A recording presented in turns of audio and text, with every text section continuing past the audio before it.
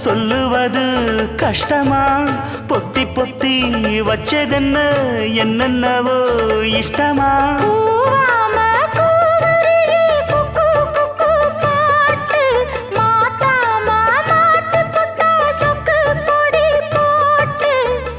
யாரிடத்தில் உன் மனசு போச்சு நூலை போல உன் உடம்பு ஆச்சு